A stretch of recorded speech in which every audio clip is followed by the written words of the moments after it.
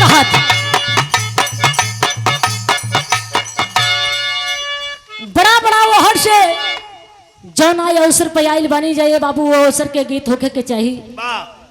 काल तो 17 सितंबर बीत गला, आज 18 हो गई। आज ए बाबा विश्वकर्मा के महोत्सव मनाया जा रहा है। तो देखा ये बाबू सब अपन अपन कलाकारी दिखौलस, और सब अपने अपने कलाकारी के माध्यम से बाबा विश्वकर्मा के विषय में कलाकारी दिखौलस, कहानी बतौलस। लेकिन कहल गई का कहल गई भाई चराबा तक गहिले नजर झरावे तक गहिले नजर झरावे, नजर नाही झरले हो, दबा के यटिया मरले बुढ़ऊ।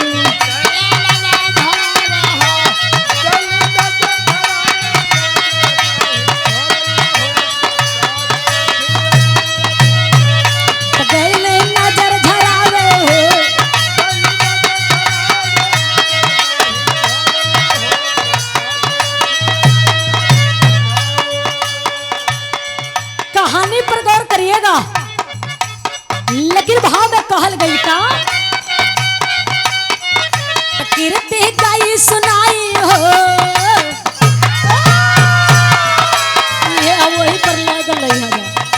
कीर्ति गाई सुनाई विश्वकर्मा रचनवा सुना, गावे वेद पुराणवा सुना।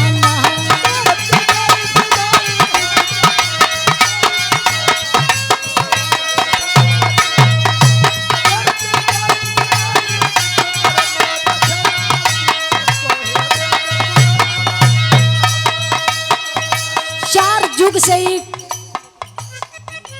प्रमाण लिहल गई। ब्रह्मा कलैका श्याम्भो मनु, श्याम्भो मनु कलैका प्रजापति, अब प्रजापति कलैका प्रभास जी। तो ये बाबू जब प्रजापति कलैका प्रभास जी जब सयान भइलन, तो अपने बेटवा खातिर दुल्हन खोज दिहलन। भुवना रानी से शादी प्रभात जी का भइल। जब दुल्हन घर में अइलिन, धीरे धीरे समय बीतत बा। कुछ ही दिन के बाद भुवना रानी के आंचल में ये बाबू फूल खिलल। फूल खिलल, पुनर्वस नक्षत्र रहल, रविवार दिन था, माघ का महीना पछी अजोरिया रहल। वही दिने भुवना रानी अपने गर्भ से एगो बेटवा को जन्म दिहली। अब जब बचवा का प्राप्ति भइले बाबू, तो भुवना रानी के घर में बड़ा खुशहाली मचल। भुवना रानी का कहलीन कि अपने पति देव प्रभास से कहली कि ये सैया आप लड़का तो हमारे घर में हो गई कुल का दीपक, तो ऐसन करा कि लड़कवा का नामकरण करा दो। प्रभा जी का कैलन कि कुल गुरु यानी जवन खानदानी गुरु रहलन, उनके बुलाए के वो लड़कवा का नामकरण करौलन। तो वो लड़का का जब नामकरण करौलन, तो लड़कवा का नाम विश्वकर्मा रखलन। आ जब विश्वकर्मा रखलन, तो भुवना रानी अब लड़कवा के आगे के विषय में सोचे लगली।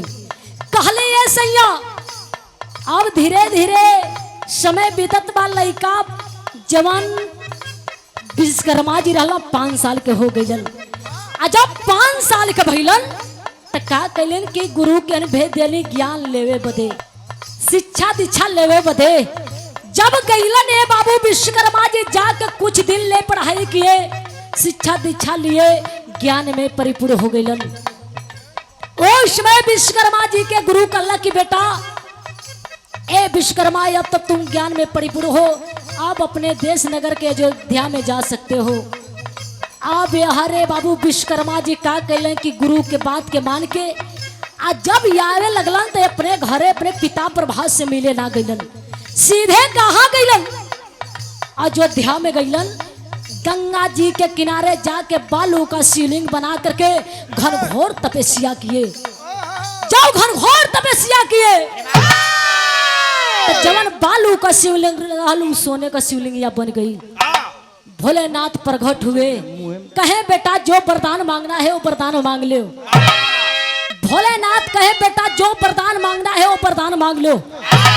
विश्वकर्मा जी कहे गुरुजी आप तो खुद ही जानत हैं कि हमके का चाहिए। कला बेटा का चाहिए? तो विश्वकर्मा जी कला कि गुरुजी जहाँ से पढ़ाई करके अली गुरुजी का गुरु दक्षिणा चुकावे के बाद कला यो मस्त बेटा जाओ अपने गुरु का गुरु दक्षिणा चुका दो। तो देखा ये बाबू जहाँ शंकर भगवान भोल विश्वकर्मा जी के वरदान दिहलन तो वही धरती का नाम पड़ल हो विश्वनाथ। काहे कि भोलेनाथ दर्शन दिहलन वरदान दिए थे, आधा विश्वकर्मा जी का नाम आधा भोलेनाथ का नाम, वही स्थान का नाम विश्वनाथ धाम रखाइल वे। सावन के महीना में रोज जल गिरावे जालन। कहल गई अगले लाइन में का कहल गई मास्टर?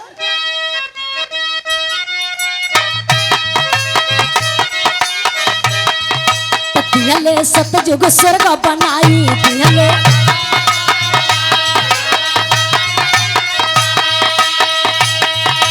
लंका त्रेता में सजाई, लंका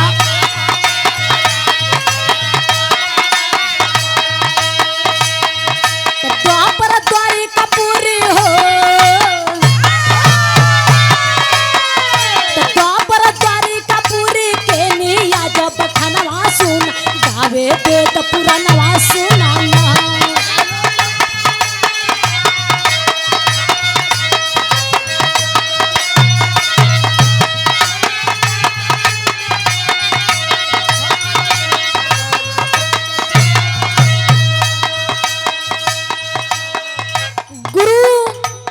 गुरु दक्षिणा का रहल।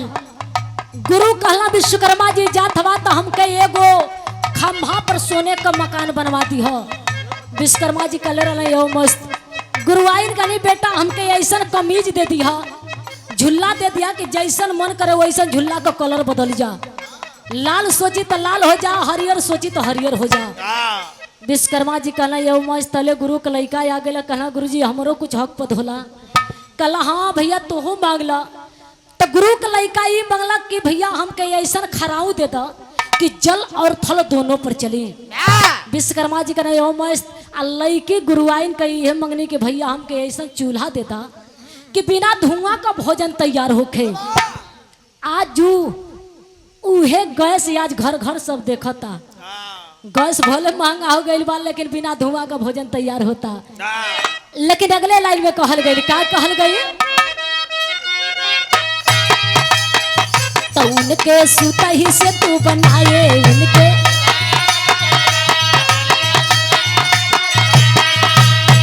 तो नल के नाम से दुनिया जाने, नल के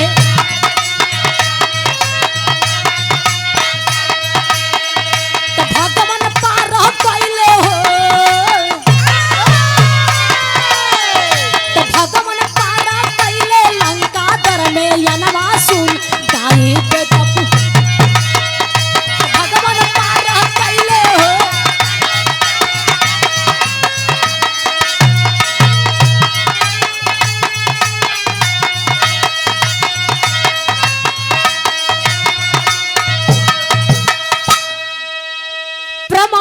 मिलेला। जा करके विश्वकर्मा जी अपने गुरु को गुरु दक्षिणा चुकाए। गुरु दक्षिणा चुका करके जब ये अवधपुरी में आए बाबू अपने पिता चला जा ठीक बा ना सुना तो बता जाए दिया जा का भैले बाबू। विश्वकर्मा जी आए अयोध्या में अपने पिता प्रभास के राजगद्दी पर देखला बड़ा खुश भइलन। धीरे धीरे समय बीते लगल। एक दिन विश्वकर्मा जी के दिमाग में ज्ञान का भूमंड उठल, ऑटोमेटिक ज्ञान का भूमंड उठल। आ का किए विश्वकर्मा जी कापी उठौलन आ वो कापी के अंदर सारा विज्ञान लिख डालन। जब सारा विज्ञान लिख डाले तो विज्ञान के अंदर लिखले रहला कि जब तक ले कोनो भी औजार बनी तो एक किताब ही के अंदर से बनी, बाहरी के अपने मन से ना बना सकेला। अब वो किताबिया खोल के हमरे हिंदुस्तान के लोग के लगलन दिखावे। जब हिंदुस्तान के लोग के दिखावे लगलन तो हमारे हिंदुस्तान के लोग मजा उड़ावे लगलन, वाह खिल्ली उड़ावे लगलन कि हाय देखा प्रभास का लड़का विश्वकर्मा ही पगला गइल बे, एकर मेमोरी काम नहीं करत बे। इनका लिखला से कोनो औजार तैयार होखे वाला बा? तार सट गइल। का कैलन विश्वकर्मा जी ये बाबू, किताब उठौलन और रूस गए। जब रूस वालों को दिखाने लगे तो ए भैया हेलो हेलो बाबा विश्वकर्मा जी वो विज्ञान के उठौलन और रूस गए। जब रूस वालों को दिखाने लगे तो रूस वाले कहे कि हाँ हाई राजा का लड़का पगला गइल बा, एकरे लिखले से कोनो औजार बने वाला बा। जब रूस वाले अपमान कर दिला ये बाबू, जर्मनी गए, जर्मनी के लोग अपमान कर दिए। रूस गए, जर्मनी गए, जापान गए, वहां के लोग भी अपमान कर दिए। बाबा विश्वकर्मा 17 सितंबर के दिन जन कल वाला दिन बीता, बाबा विश्वकर्मा जी किताब को लेकर के 17 सितंबर के अमेरिका में लात डाले थे। जब अमेरिका वालन के किताबिया जब विज्ञान खोल के दिखावे लगलन, जब लगलन बतावे कि हाई हाई समनमा जब जोड़बा तो सुई तैयार हुई, हाई हाई सामान जोड़बा तो हवाई जहाज तैयार हुई, हाई हाई सामान जोड़बा तो हारमोनिया तैयार हुई, हाई हाई सामान जोड़बा तो हाई लाउड स्पीकर तैयार हुई, डीजे तैयार हुई। ए बाबू का कैला अमेरिका वाले बाबा विश्वकर्मा जी के बतिया के मान के किताबिया के खोल के पढ़ के लगल धीरे धीरे औजार बनावे। तो पहले छोट खिलौना तैयार कैलन, तो जब छोट खिलौना तैयार कैलन तो खिलौना बने लगल। तो का कैला अमेरिका वाले ओ विज्ञान के जौन किताबिया रहल तो नमवा बदल के अर्थ पुराण से कह दिहलन, अर्थ पुराण से कह दिहलन कि आखिर में विश्वकर्मा जी जब अपने हिंदुस्तान में जइहन तो हिंदुस्तान के लोग पूछियन कि किताबिया भइल का, विज्ञान का भइल। तो विश्वकर्मा जी कहन कि अमेरिका वाले ले लिहलन, आज अमेरिका से औजार तैयार होत बा, तो हिंदुस्तान के लोग चढ़ाई करके ये किताबिया के ले लिहन। तो यही से चढ़ा के अमेरिका वाले किए कि नमवा बदल के अर्थ पुराण से रख दिए। ए बाबू जब अगले साल जब औजार तैयार होके लगा तो अगले साल जब 17 सितंबर आया तो अमेरिका वाले पूजा किए। देखा आज कोनो भी औजार बनता, कोनो भी औजार तैयार होता तो पहले अमेरिका से तैयार होता। आज नकल कई के हमारा हिंदुस्तान भले आगे हो जाओ तो का करे, लेकिन आज हमारा हिंदुस्तान ने बाबू नकल पर चलता है कि आज नकल मार के हमारा हिंदुस्तान मूलधन या पर हिंदुस्तान खो दिहलस। अगले लाइन में कहल गई, का कहल गई,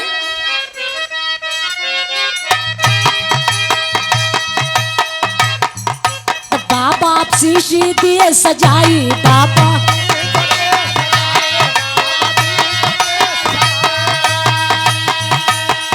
तो भोले त्रिशूल गईले पाई, भोले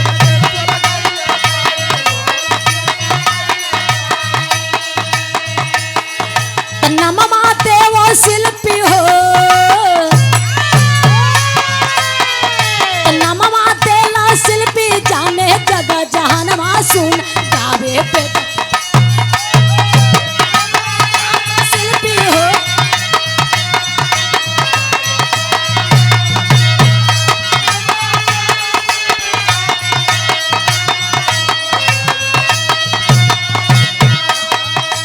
जब भी विज्ञान पैदा हुआ तो विश्वकर्मा जी से जन्मा है विज्ञान है बाबू। आज दंकल कह के हमारा हिंदुस्तान पूजा कर रहा है, कुछ भी करता है लेकिन हमारा हिंदुस्तान नकल पर ही चलता है। लास्ट लाइन में कहल गई, क्या कहल गई, पत्तू भैले स्वर्ग के बासी, पत्तू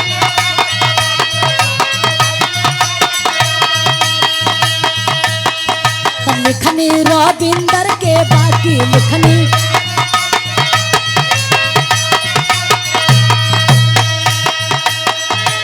लिखनी रविंदर के बाकी लिखनी,